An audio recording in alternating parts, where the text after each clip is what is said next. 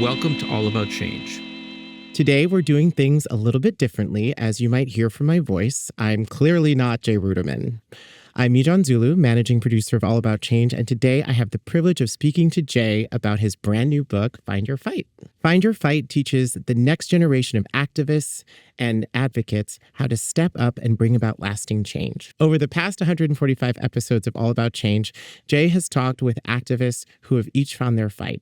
Their work inspires us at the Ruderman Family Foundation, and we certainly hope it inspires you all. Of course, Jay is not just a podcast host, so we're doing things a little differently today. Jay is going to be in the guest seat, and we're going to talk about his book. So, without further ado, Jay, welcome to your podcast to talk about your book.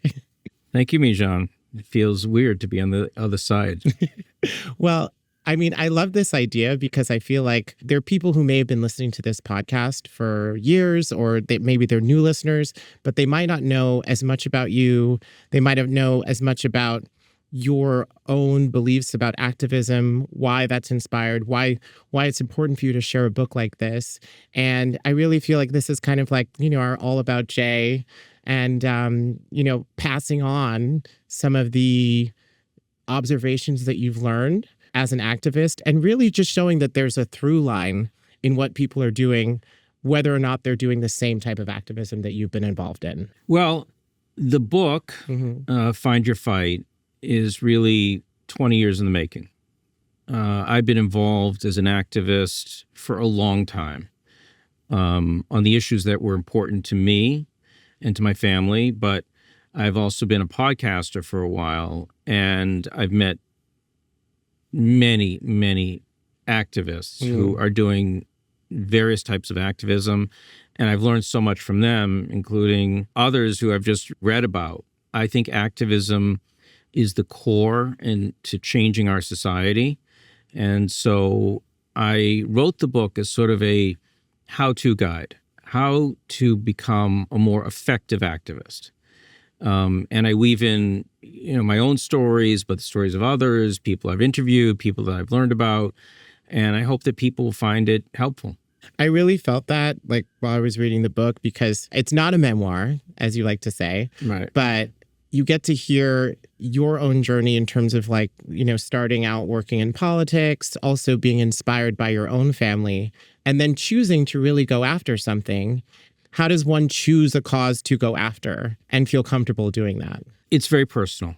And I think it requires a deep dive. First of all, most of us care about many different issues. We're humans, we're members of the world's community, and we care about each other and we care about the world, and we have different things that we care very deeply about. But you have to look into yourself and say, what is the most important, or what are the few things that I care the most about? That, when I wake up in the morning, when I, wake up in the middle of the night, what am I thinking about? And that's really what you have to make your focus on as an activist. It doesn't mean you don't have to care about other things, but you really have to do that deep dive and think about it. Most people listening to this who've experienced the podcast might not really understand how you decided that activism was important and then decided to go after that.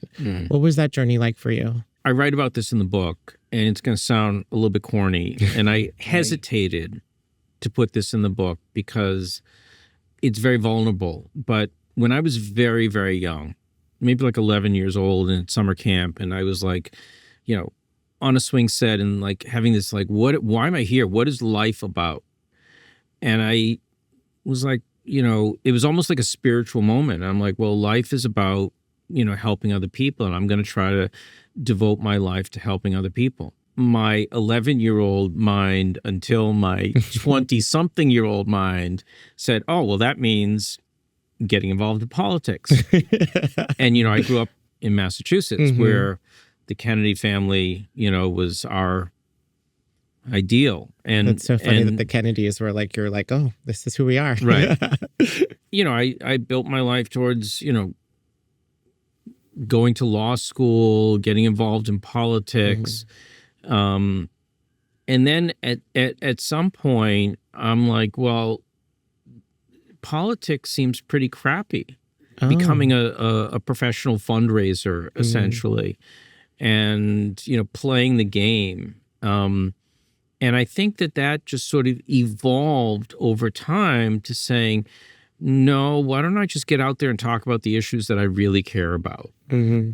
And I think that was sort of my evolution. I still, want to help people and give back. And I think that's sort of like where it all comes from for me, but most people, their lives take twists and turns like mine has. Yeah, my activism started, very, very young. But That's so it took funny. me a while to figure out like how to do it, which is one reason why I think the book is important, because I think you can read it or listen to it and be like, oh, this can help me figure out how to start doing something and making a difference about something I really care about. Working in politics, you do a lot of networking with strangers, and one dare might say it's community organizing. Mm-hmm. Did you feel like that skill set translated into your later work? I do think that politicians know how to grab attention. Now, they're grabbing attention for themselves. It's not often issue-based. Mm-hmm. And I think that activism, someone has to stand up and do it. Someone has to do it. And human nature, we are attracted to personalities. I'm not saying put an issue out there and don't be identified with it. Mm-hmm. But activism is more about promoting the issue. This issue affects me. I want to make a difference about it. Mm-hmm. So I think the politics taught me how to grab attention. I think law taught me how to organize my thoughts, which is another thing, because we also see people out there yelling and screaming, and they're not organized. And they can't present their ideas if they're yelling and screaming. Right. I think most people are good. Okay. And I think activism is really about getting to the hearts and minds of people. People react negatively to injustice. And when you can talk about injustice and how society can be better without that injustice, people inherently get that. We may go through periods of time where hate rises up. I don't think hate changes our society for the better. No. I fundamentally don't believe that. I know we're living in a very hateful time right now. But any activism that is built on hate and violence ultimately will not be successful. In the book, there are a bunch of steps that people can take in really finding that cause.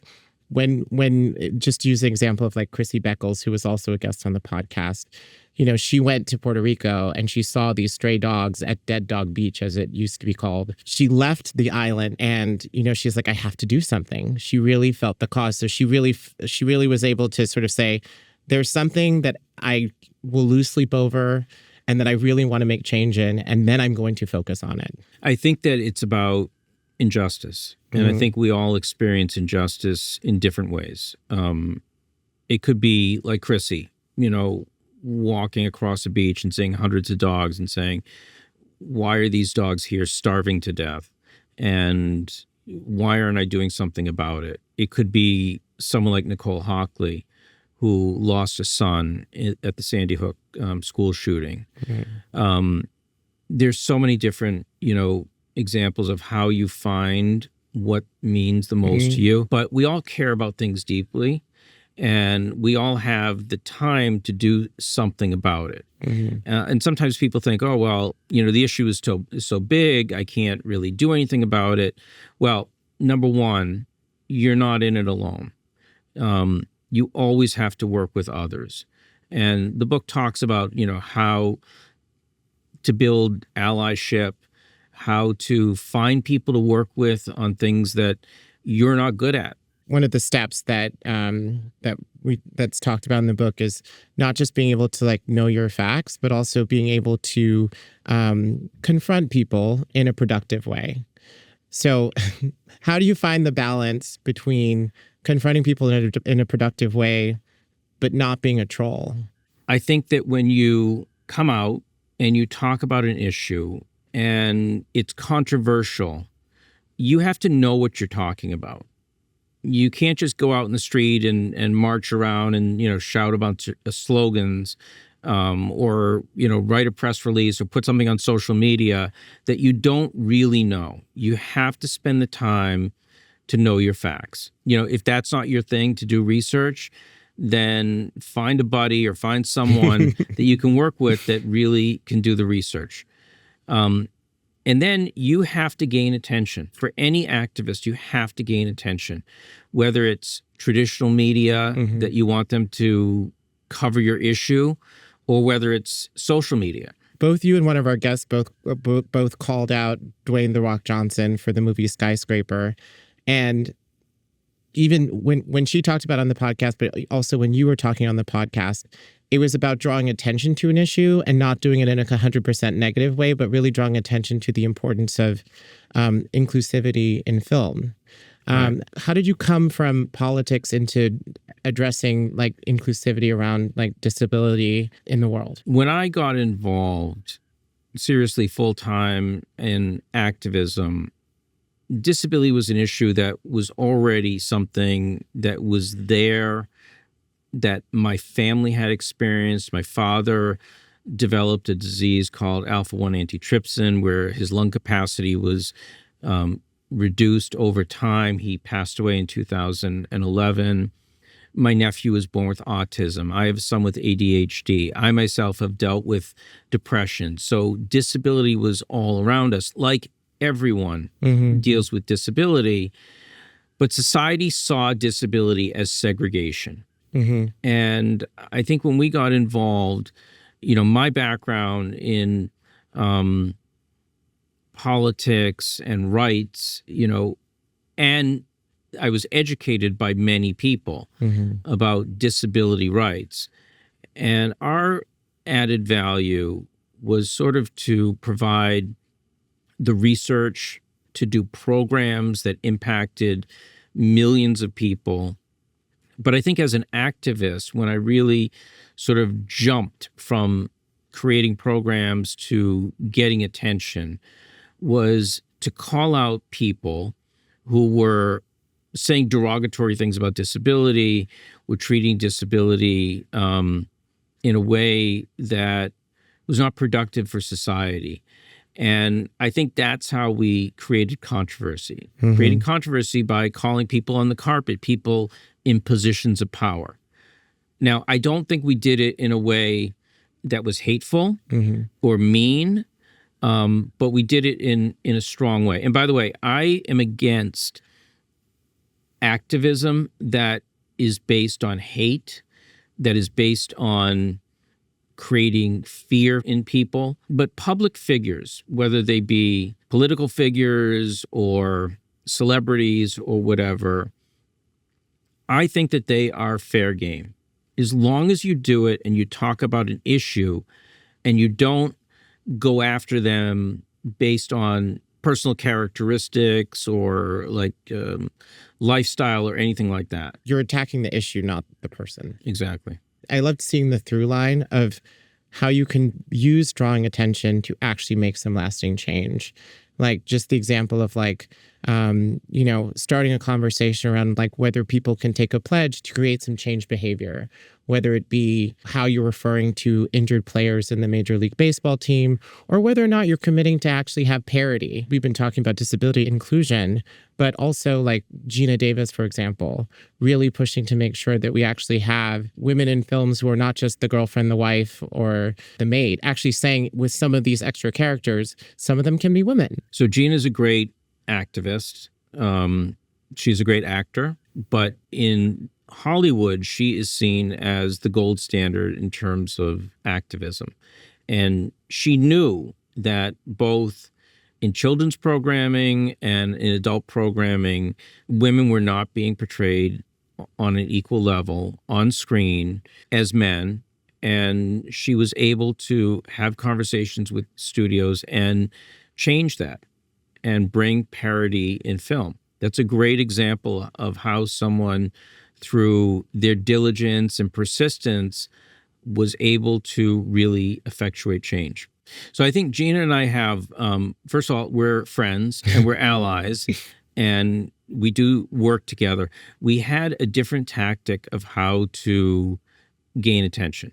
First of all, Gina Davis is an Oscar award-winning actor, and immediately could open doors in Hollywood. When we got into, or when I got involved in entertainment, I'm from Boston. I don't live in LA. I don't have an office in LA. I knew very few people in LA. So we sort of got involved in the issue by accident. We started to criticize film for the inauthentic portrayal of disability. And we would criticize films and people portraying characters inauthentically, and get a lot of media attention. That was key for us to get that media attention in order so that when I knocked on the door of, let's say, CBS or whatever, they knew who I was. And that's very important, whether you do it through traditional media or social media or whatever. When you want to have that discussion and turn from a gadfly who's like saying, you're wrong, you're wrong, you're wrong, to saying, let's see how we can fix this, you have to be known. And so where we made the switch was we started to meet with studios. Tiffany Smith Inouye, when we met with CBS, when I said, I'd like your studio to pledge to open all your auditions to actors with disabilities, she's like, yep, I'll sign. But then we go on to other studios, Sony, NBC Universal, Paramount, a little bit trickier. They would meet with us. They knew who we were.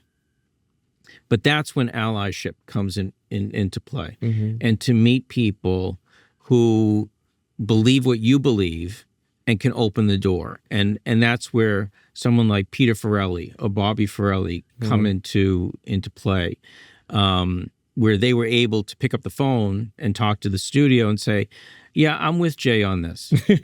And that really... Jay, the outsider from Boston. Right. Exactly. Yeah. So, that's another part of the book, allyship. You have to find, those allies. And they're out there, and you got to do your work and find them. And that's how we were able to, I think, come from way outside of really not being in the entertainment world to really creating real change within the entertainment society. Obviously, longtime listeners of the podcast know that, there are certain issues that really do matter to you, like animal rights, Israel, representation in Hollywood. But we've had such a wide range of guests on the show. How do you learn from people whose causes might not overlap with you, but there may be things that you can take away from their journey? So first of all, I learned something from every person I speak to, or every person I've read about. You have to listen. Listen to what they're saying. Listen to how they've gone about it. It may not be, there's no blueprint in activism. There's no like, oh, this is the way you should do it. Just follow this blueprint and you'll be successful. I would say that the one thing that's important for every activist is to be persistent. And that's what I find in every activist. They are persistent. And by the way, there are drawbacks. There are setbacks. Look at the issue of reproductive rights. I grew up, Roe v. Wade was the law of the land. Reproductive rights was taken for granted. And then recently, last few years, Dobbs' decision comes down and that is taken away and sent back to the states. Terry Moran, who has covered the Supreme Court for years, and he's at the court tonight. At the Supreme Court today, an historic upheaval. In a sweeping ruling that overturned a half a century of precedents, 5 justices ended the right of American women to choose abortion under the Constitution. You can't rest on your laurels. It's a lifelong, pursuit. Both you and Gloria Felt, when she was on the podcast, talked about the importance of resilience and knowing that, some fights are very long and you will get tired, but you pick yourself back up and you keep going. Obviously, we've talked about a bunch of the steps, but I really appreciated in the book how, the last two were also about celebration and joy and self-care, because it is a long fight, depending on what the fight is. So what role has like resilience played in your journey as an activist, and what role do you think it should play for other activists? I think for me, friends, people that I'm very close to, people I work with are very important, because you will have setbacks, and it helps me to talk through them to figure out a way forward. And I think that's, first of all, it's important to celebrate victories. Sometimes as activists, we're like, oh, okay, great, we accomplished this. What's the next thing? You have to step back and say, this was a big deal. We helped effectuate change. And then you have to also take care of yourself. People that we know as successful activists, we may not know everything about them, but believe me, they are celebrating their victories and they are taking the time to take care of themselves. Otherwise, it's not going to be sustainable. Obviously, there's this, not only like is self-care important, but also knowing your no. Can you explain what that means? Because I feel like that's something that not everyone thinks about. They're like, if I'm dedicated to a cause, I just have to keep going no matter what. Right. But being able to say no is actually very powerful as well. A strong piece of advice that I could give to someone is, in your gut, if you feel that this connection is not the right connection, I'm all in favor of allyship and develop and working with other people. But when you meet that person, when you're like, this doesn't feel right, trust your gut and say, no, I can't work with you. Also, as you have more success as an activist, you're going to be approached on all different, causes. Can you get involved in my cause, which has to do with this? And you may say, gee, I'm an activist on the environment, and someone's, approaching me about reproductive rights. And yeah, I really care about that. But if your brand is, I'm, focusing on the environment, you have to stick to that. That has to be what you're known for. It doesn't mean that out of your pocket you can't help someone and give them some money, or you can't go help them one afternoon or whatever. But you've built a brand as an activist known for one thing. Once you start spreading out and taking on a million different causes, you're going to lose your effectiveness as an activist. This book is coming out now. You've had the podcast. It's kind of like a love letter in both ways. But why do you think this book, why now, and what sort of change do you hope that it affects? I hope it's useful to people. I think it will be useful to people. I think this book is good for anyone who cares about the world. You can be finishing high school and say, I really care about the future of my world. I'm concerned. There's a particular issue I really want to focus on.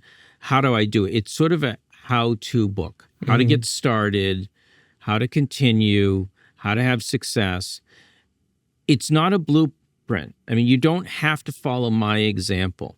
And by the way, it's not just my example. It's many other stories. Genesis Butler, who was like a little kid when she got started. Right. It's very important because some people will look at me as the author and say, oh, well, you're a philanthropist. Of course, you have money, you're able to invest in things, you're able to create change.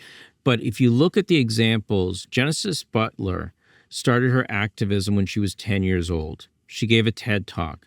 She became known by celebrities like Paul McCartney, the Pope, as someone who was promoting veganism, the protection of animals, and, didn't start with any money. Didn't start, she was just talented at getting her voice out there.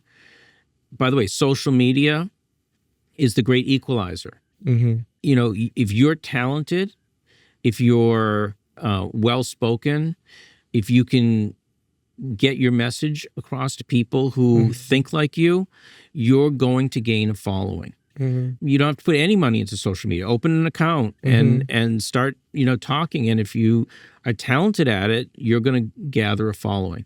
That's what Genesis Butler did. I think this book, anyone can pick it up and they can go through it and say, yeah, that part makes sense to me, or this story resonates with me.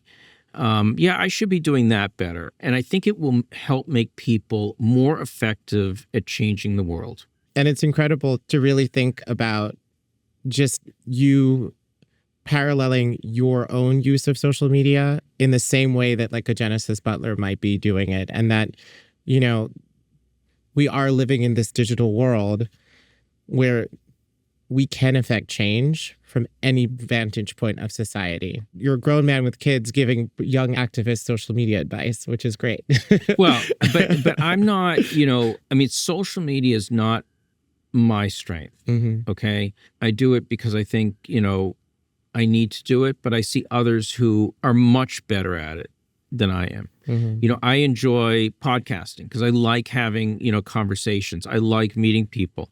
I like hearing their stories about activism. And social media, by the way, you know, 2025 right now, we're talking about, you know, social media. Social media can change. The platforms we're talking about now can disappear. There can be another platform. Mm-hmm. But people caring about the world, that's not going to change. Mm-hmm. And so it may have been you had to know someone who was a columnist for a newspaper or reporter for TV or someone reporting on the radio. And now you don't need to know that. You can, you know, get on Instagram or TikTok or Facebook or X or whatever it might be, Mm-hmm. or YouTube. But those platforms will change. Mm-hmm. And you have to be able to adapt and use what's right for you. And you'll know. People will know what's the right medium for them to use. What inspires you to continue to be a proponent for activism in the world? I think activism is the most important thing that any of us can be involved in to change the world.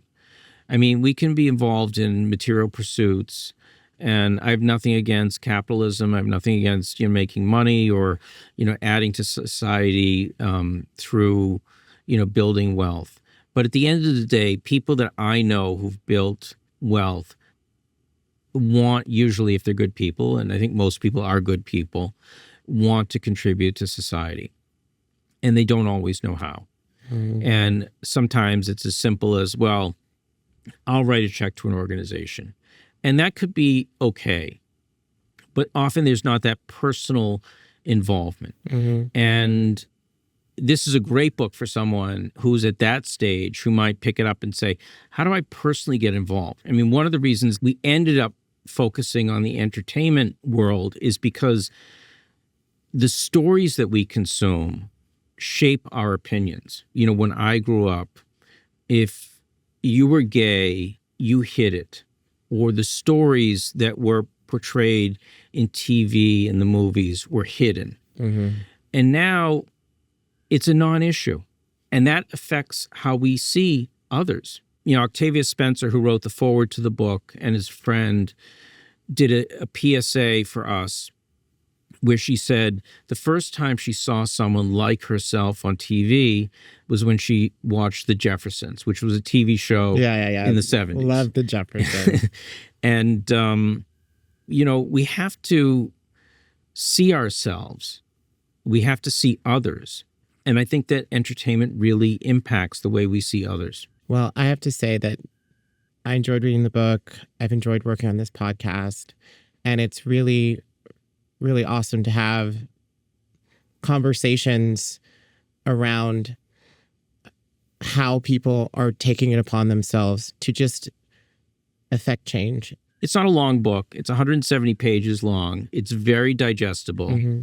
And it's going to come out on audio, Mm-hmm. and it's on Kindle. I think that every single person that picks up this book is going to take something away from it that's going to better their lives. I've started reading it and then I stopped again and then I read the whole thing in one night. And it gave me a little bit of hope for our ability to change some of the things that are going on in this world. Yeah, that's nice. Thanks Thank for you. saying that. Because I think we can all get depressed and be like, oh, the world is so crappy right now. Mm-hmm. And there's so much going on that's, you know, awful. There are some good things going on. And there's a lot of people trying to make things better. And you can still be working on them right now, not Right. in 10 years. And don't expect someone else to do it. You have to take some responsibility in our world to do something, or else I think at the end of your life, you're going to kick yourself and be like, why didn't I do that? Thank you so much for the book. Thank you for the podcast. Thank you. It's such a pleasure to work with you on this podcast. Thank you. Thank you so much for listening to All About Change.